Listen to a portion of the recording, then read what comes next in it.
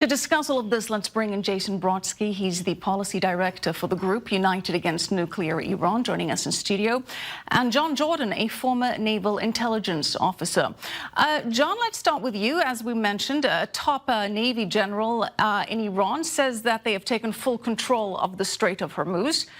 Very critical supply route for oil there.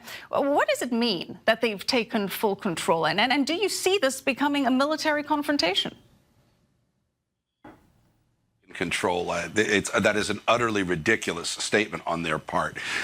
Iran has, at best, the ability to interfere with shipping in the 21-mile across Strait of Hormuz for maybe a day or so to slow it down, but that would result in the literal annihilation of the Iranian Navy, and that could, and it would take hours to do that.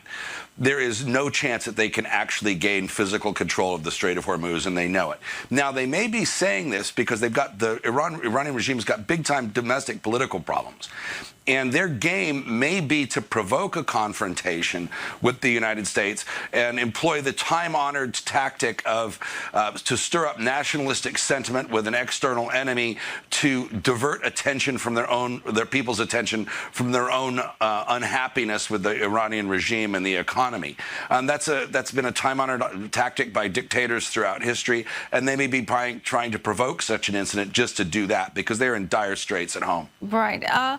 John, interestingly enough, oil prices barely moving on this. Seems that the markets aren't that concerned, and that is surprising, considering 30% of the world's oil supplies pass through here. But given that, should Iran make this move, doesn't that just risk antagonizing other countries like China?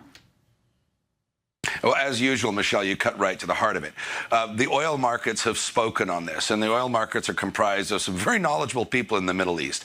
And when the oil markets didn't react to this, that kind of tells you what the consensus of opinion is with regard to Iran's ability to close the Strait of Hormuz. Otherwise, oil markets would have reacted strongly. Right. And as you point out, there's also implications here with other Gulf states who are not going to be happy and who are already unhappy in many ways with the Iranian regime. So Iran can't win, but this may be just a diversionary tactic for domestic consumption in Tehran. Jason, the European Union gave Iran a $21 million gift over the weekend. This is an intentional undermining of the U.S., and the U.S. is saying that it's concerned that that money will go towards terrorism operations, keeping in mind there was a recent attempt at an assassination during the Free Iran rally in Paris. What is the European Union thinking here?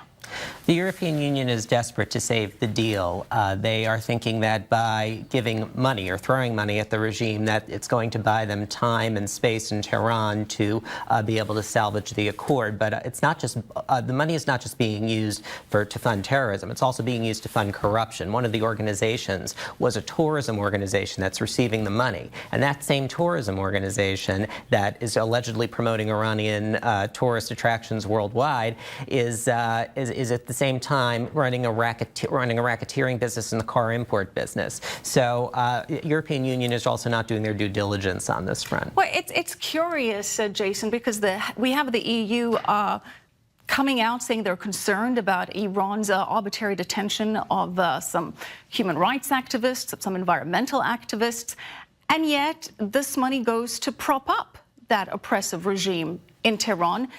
And as you say, it's not likely to filter through to the people of Iran because certainly the vast majority of the funds coming from the nuclear deal haven't gone to the people. So why do the Europeans think that this would be any different this time? The Europeans are trying to protect their businesses. But the businesses at the same time are exiting Iran and they're fleeing. Total, Siemens, Maersk, major corporations are ignoring the advice of their sovereign governments and of the EU Central in Brussels.